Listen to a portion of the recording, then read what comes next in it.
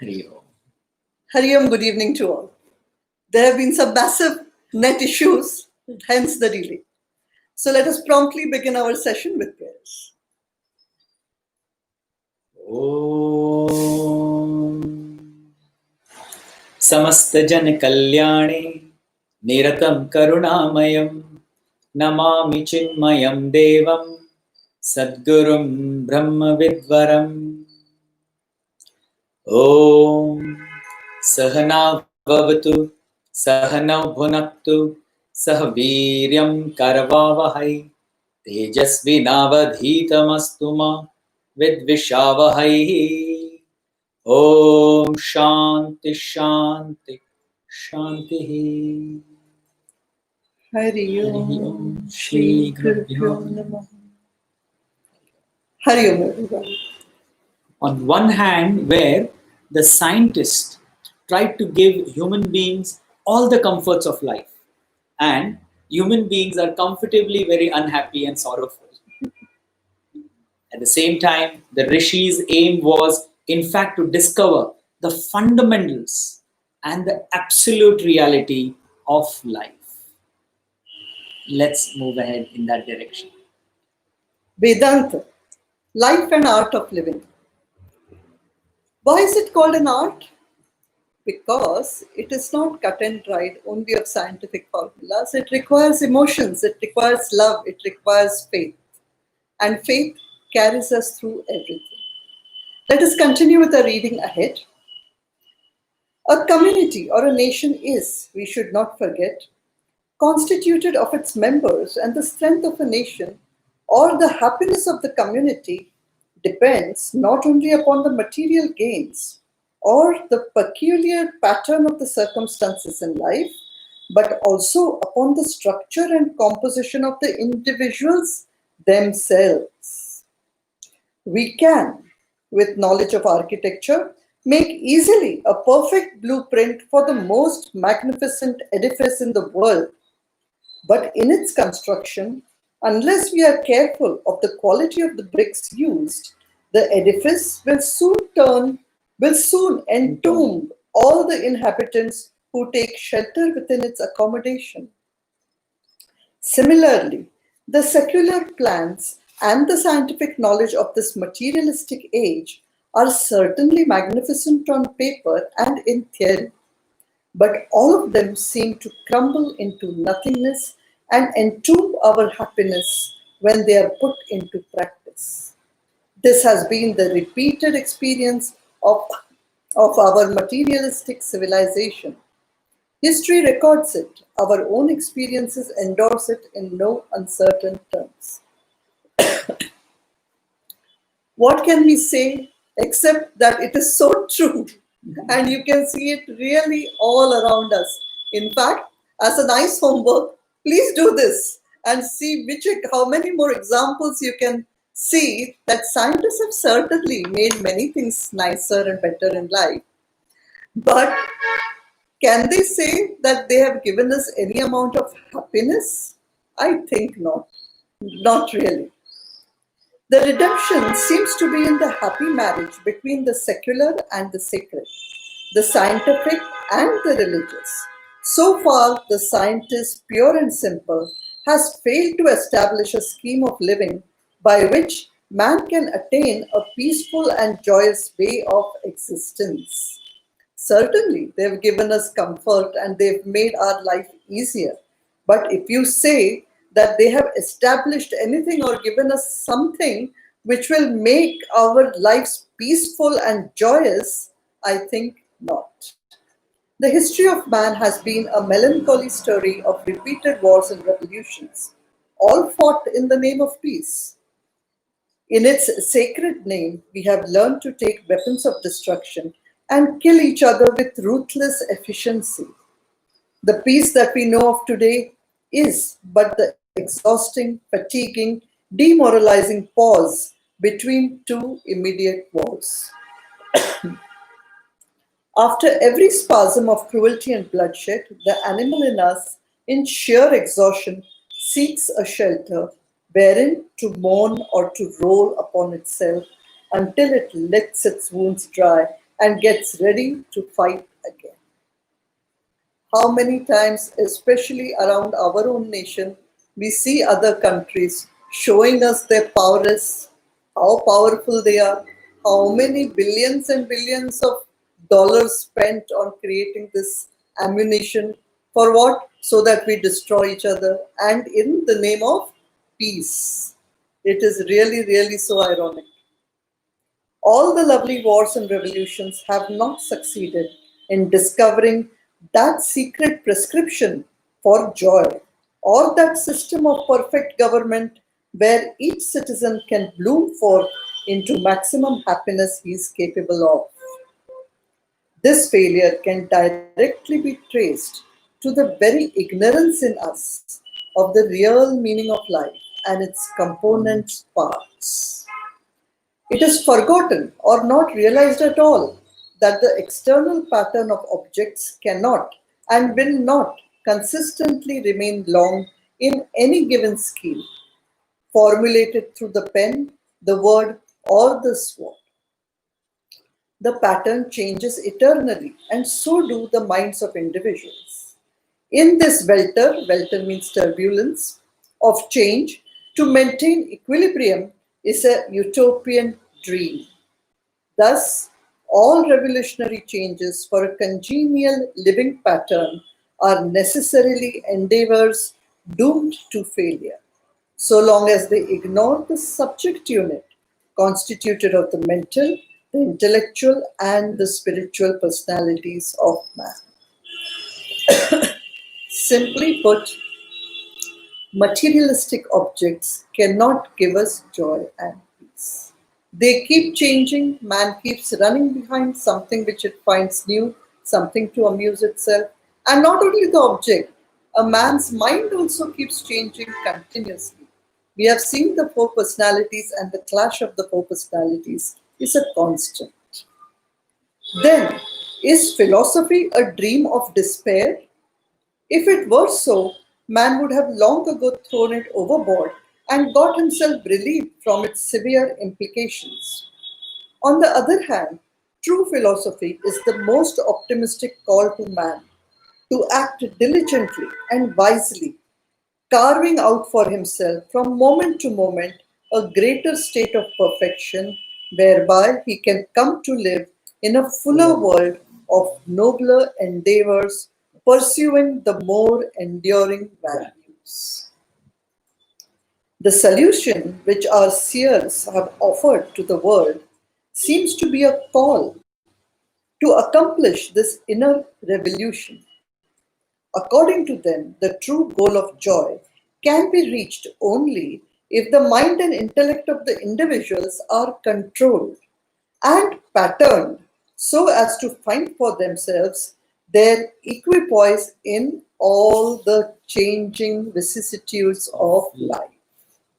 Never mind how much the world around you is changing, if your mental balance is good, you will be able to deal with everything in great equipoise.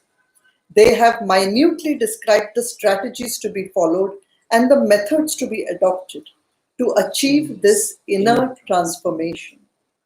Their aim was, in fact, to discover the fundamental and the absolute reality in life. It took them many a century of minute observation, patient analysis, and laborious recording to discover that an experience consists of three fundamental factors, namely the subject, that is the experiencer, the object, that which is experienced, and the relationship between the object and the subject, that is the experiencing. Where any of these three is absent, an experience cannot come to pass. Just as in the absence of any one of the three components of the atom, it must necessarily disintegrate. How beautifully Gurudev has explained that bond which is so necessary, and it cannot be with any one of them missing. In this combination of the experiencer, the experienced, and the experiencing, it is evident that the secular scientists chose for themselves the field of the experienced, that is, the field of the object, Objective world. for their investigation and achievement, while the subtle scientist of life of the rishis took up for their field of inquiry the world of the experiencer, the subject.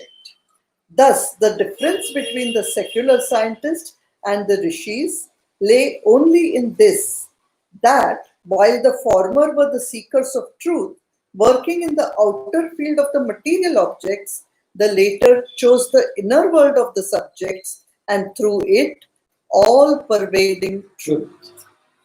So both wanted to find the truth, but the scientists, the people of science, chose to find it in the objective world, and that truth kept changing also and was never permanent.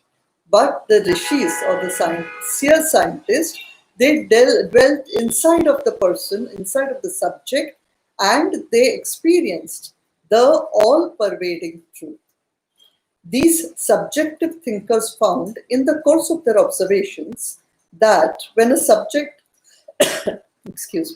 that when a subject comes across an object and earns for himself an experience, the experiencer, though he be physically one, becomes a composite structure of four different personalities: the physical, the psychological, the intellectual, and the spiritual. This we have detailed study. We have studied in details that this body may appear one, and the senses, when they go outward towards an object, the experience that happens between the subject and the object, the experiencing which is there, it is not just of one body, but it gets disintegrated for the four personalities within us. The various subtle aspects of his reaction make him so. They are so subtle, and at the moment of experiencing, they all work so quickly that the superficial observer fails to recognize the fine distinction in this simultaneous action. Their laborious experiments and exhaustive reports crystallize for us the clear theory that when a subject comes in contact with an object, it does so not as an integrated whole, but with four distinct mouths, as it were, from the four different layers in the person. Four differently constituted entities, each having its own demands and values, rise up at the challenge of every situation created by any object or being and thrust at once to experience it. So the experiencing, at the time of experiencing, all these four personalities, they have their own standards and demands, and they all at one time, as soon as they have seen the object, they rise up to meet according to their requirement. Could you give an example for connecting it to the day-to-day life example or experience? Well, Gurudev has already given one, and then let us see if we can connect. Okay. Suppose a cake has been offered by your neighbors as a casual present to you. The physical man in you at once jumps up to experience it. The eyes registering its shape, the nose its smell, the skin its touch, and perhaps the tongue as a result also starts watering. The mental man in you also rushes forth to experience it. But it decides that it can enjoy the cake better after a couple of hours, since it is not very hungry.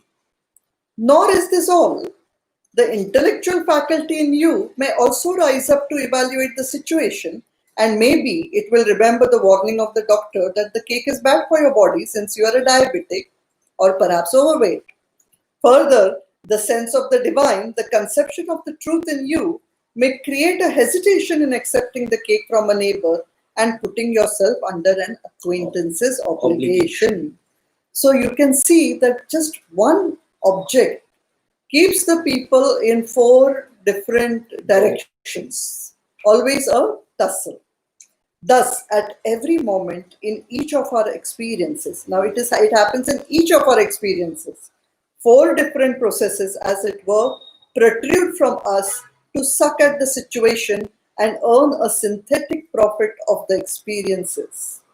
When the four different powers, behaving as unacquainted strangers from different realms, each entertaining different values of life, come together to enjoy any given subject or situation, invariably that which brings satisfaction to one conveys but varying degrees of dissatisfaction to all the other three.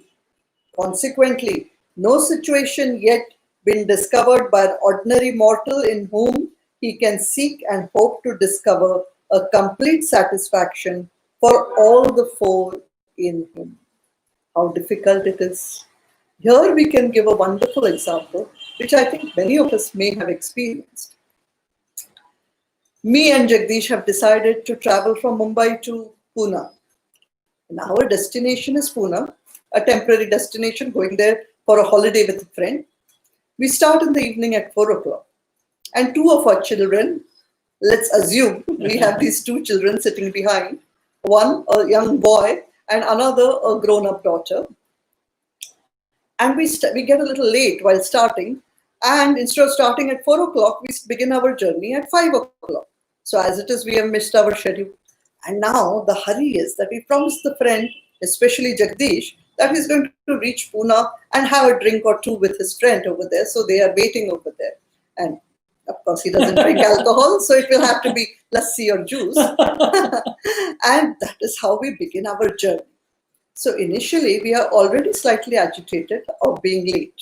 And now our trip is started.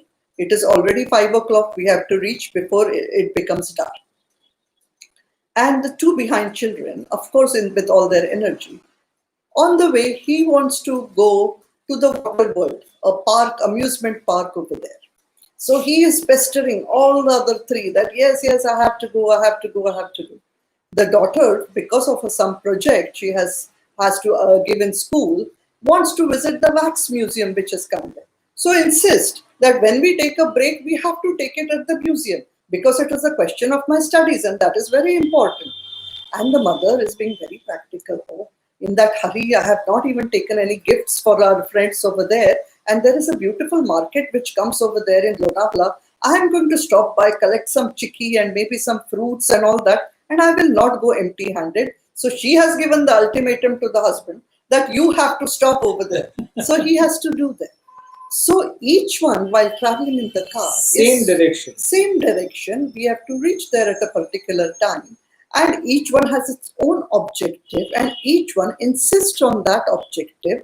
And the driver, of course, is eagerly waiting to reach his friend and wants to get there on time. And of course, not to get there before it becomes too late. So there is such discontentment within one family. Just like four different personalities are saying four different things, and eventually the journey may be full of tension and not such happiness, which would have started off so beautifully and ended even better to have a wonderful holiday. So for all of us to think, is there a solution to this? Is it possible to get these four personalities in sync and have them synthesize into one good, happy family? Let's find out what are the solutions for this sort of a problem. In this scheme of existence, in this confusion of personalities within ourselves, in this tragic chaos within, man's attempt at peace and tranquility, his endless ambition to gain joy and perfection, his hope to live in smiles and cheers, should necessarily get blasted and push him into the chasm of despair, despondency, dejection, and disquiet. In short, the inner chaos of the personalities in him is unseen cause of all the sorrows of life, called by the familiar term samsara. The sensitive masters of old must have also felt the desperate straits as passages, onto which man is thrown by circumstances, and they soon discovered a method by which man could efficiently and faithfully integrate the four entities in him into one synthetic whole, so that this integrated four-in-one personality may find a conducive happiness in itself, wherein any part in it finds itself in a satisfactory scheme of joy if a chariot is I will repeat this again, wherein any part of it finds itself in a satisfactory scheme of joy, if a chariot is drawn by four vicious horses, each in its wild strength, pulling it in a different direction, the unharnessed power will not allow it down the embankment. So too, today, inwardly disintegrated as we are in our pilgrimage of life, we are getting ourselves wrecked on the wayside ditches, progressing nowhere towards our goal. How beautifully he's given an example of four horses and a chariot. Imagine all the four horses want to go in four different directions. So they're all pulling with their maximum horsepower. And of course, the chariot itself is getting broken. We are reaching nowhere. The goal is definitely not achieved. So this is exactly what is happening to most of us in our lives with our four different personalities. In our lives, in the sense, every moment to moment experience. What is life? A series of experience. And what is experience? The moment the object connects, meets the subject, the thing that is happening between them two is the experience. Means moment to moment we are suffering. The practical proposition of religion is a theory that propounds how we can train the four in us and make a pleasant joyride through the avenues of our appointed life.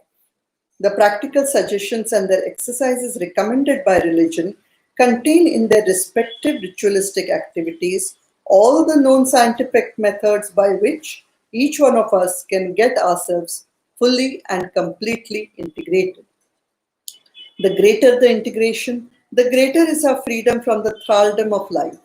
Indeed, it would be a consummate achievement if we truly gain a perfect freedom from the external world of ever-changing experiences and discover for ourselves a balance and tranquility that is permanent and unchangeable. Imagine that life where you would be at peace and tranquil at all times. And this is what our rishis have already discovered for us and not only told us about the problems, but given us good solutions that we need to follow. And it is not like that they tried it for on around 100 people for about 2-3 years and they came to a conclusion. No. In the book it is already said, for centuries they have analyzed, observed, concluded, meditated, lived, experienced, taught, watched, and then came to a final conclusion. For generations. For generations, and not by one, not by two, but an army of rishis. Over time. This is why they say it is Vedānta. Anta, end. Veda, knowledge. End of knowledge. That knowledge by which you know all that you have to know. That is what is Vedānta. Yes. So let us see what they have asked us for technique of development. Let us just start it for today. During their investigations into the structure of the experiencer, the rishis of yore not only discovered that there are 4 different entities in each experiencer, but also found that every man comes to make a ready sacrifice of the grosser in preference to the subtler in him. This can be illustrated by a simple example. If you are required to make a physical sacrifice for the sake of one who is an acquaintance, you will be loath to make that sacrifice. But if there be a boil or an ulcer on any of your limbs which causes you infinite pain, you would not hesitate to rush to a doctor on his advice, sacrifice that limb through an amputation if need be. When you come to the realm of the intellect, you will find that for the sake of intellectual satisfaction, you may be ready to sacrifice even the body. Of such stuff were the martyrs in history made. Political history has shown that when man is intellectually fired by some convincing ideas, he is prepared to suffer any amount of physical and mental sufferings in order to achieve their objectives. So we have seen that maybe we are not ready to sacrifice for another. But if it comes to our own body, many a times we have seen these examples of people who climb on mountains or who go to jungles and they may be bitten or get an infection, or while they're climbing the great mountains, they get, due to the ice burns and Gangrene. cold, they get gangrene. And then they don't hesitate to cut off their own limbs and all that. So the body The can body be sacrificed survives. so that they survive, of course. And then we've also seen, not just at the body level, but at the intellectual level also, there are great people who fight for their ideas, even at our own country's freedom struggle. We have seen so many people who have done satyagraha, who have done upvas for the sake of their country, who sat there hungry for days. Some of them, in fact, even gained martyrdom doing all of these things for the sake of their ideas. That political will that gives them fire for a higher cause. So they have even not cared for their bodies for the sake of a greater and higher ideal. So many times we also see the soldiers of our country, which we have recently also experienced, that in order to save their country, to save the nation's pride also, they are ready to sacrifice themselves. So the grosser is always given up for the sake of the subtler. Thus, psychological satisfaction is richer than the physical gratification. The subtler the personality, the greater is the satisfaction that is derived by the individual, and while identifying with the subtler in us, we readily get ourselves transcended from the world of the grosser and its joys and sorrows. If this is a scientific fact, then is there any method by which all of us can identify ourselves with the subtlest in us and try to live in the world continuously in that state? We end with such an incredibly beautiful question over there. It's so much to think about. And one of the very nice examples that I can think of also, that when you are young and you are in love, you want to get married also. All of it, quite a lot of it is also physical by nature. But as you grow older and live with each other over time, it is not the physical that is important. It is the mind which get connected. And then intellectual level you get connected. Then your ideas, your thought process are similar also. And then that is how you create a beautiful life for yourself.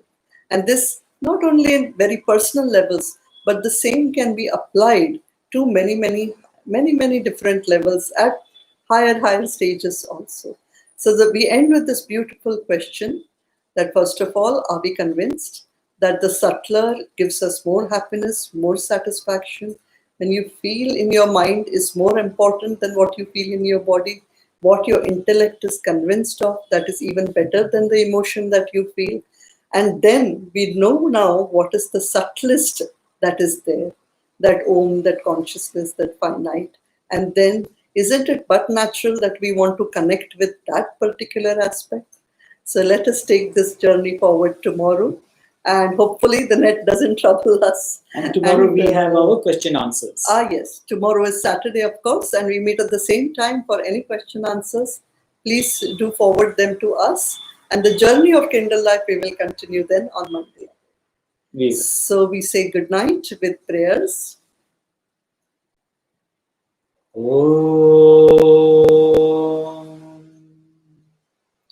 Asato ma satgamaya tamaso ma jyotirgamaya mrityorma mritam gamaya.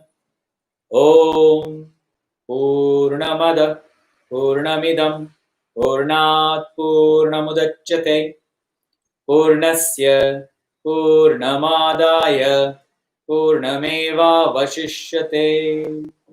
Om Shantihi Shantihi Shantihi. Hari Om Shri Guru Pyo Namaha. Hari Om.